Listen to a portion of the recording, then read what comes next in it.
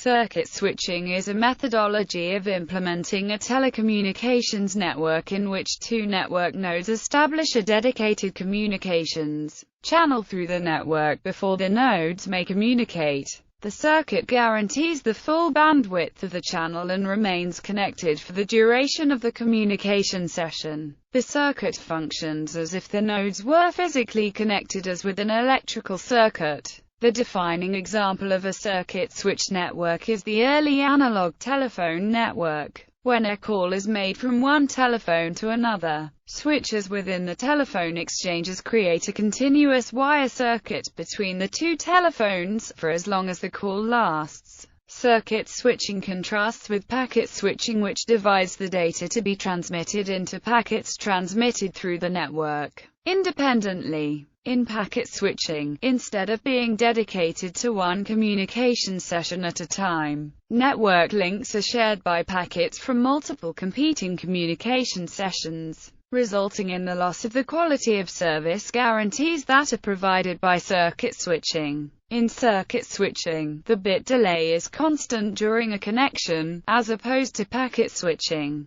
where packet queues may cause varying and potentially indefinitely long packet transfer delays. No circuit can be degraded by competing users because it is protected from use by other callers until the circuit is released and a new connection is set up. Even if no actual communication is taking place, the channel remains reserved and protected from competing users. Virtual circuit switching is a packet switching technology that emulates circuit switching, in the sense that the connection is established before any packets are transferred, and packets are delivered in order. While circuit switching is commonly used for connecting voice circuits, the concept of a dedicated path persisting between two communicating parties or nodes can be extended to signal content other than voice. Its advantage is that it provides for continuous transfer without the overhead associated with packets, making maximal use of available bandwidth for that communication. Its disadvantage is that it can be relatively inefficient because unused capacity guaranteed to a connection cannot be used by other connections on the same network. For call setup and control, it is possible to use a separate dedicated signaling channel from the end node to the network.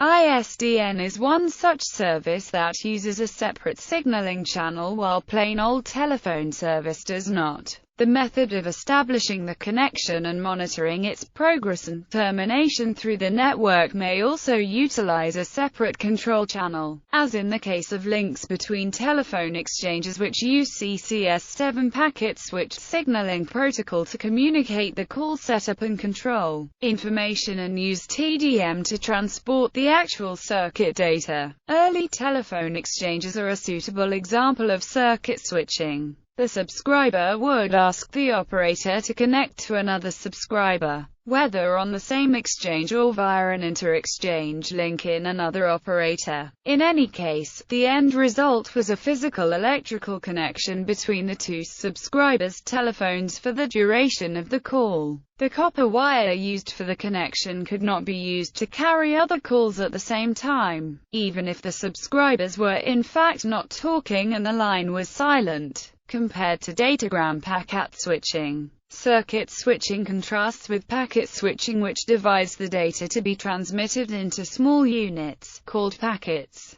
transmitted through the network independently. Packet switching shares available network bandwidth between multiple communication sessions. Multiplexing multiple telecommunications connections over the same physical conductor has been possible for a long time, but nonetheless each channel on the multiplexed link was either dedicated to one call at a time, or it was idle between calls. In circuit switching and virtual circuit switching, a route and bandwidth is reserved from source to destination. Circuit switching can be relatively inefficient because capacity is guaranteed on connections which are set up but are not in continuous use, but rather momentarily. However, the connection is immediately available while established. Packet switching is the process of segmenting a message, data to be transmitted into several smaller packets. Each packet is labeled with its destination and a sequence number for ordering related packets,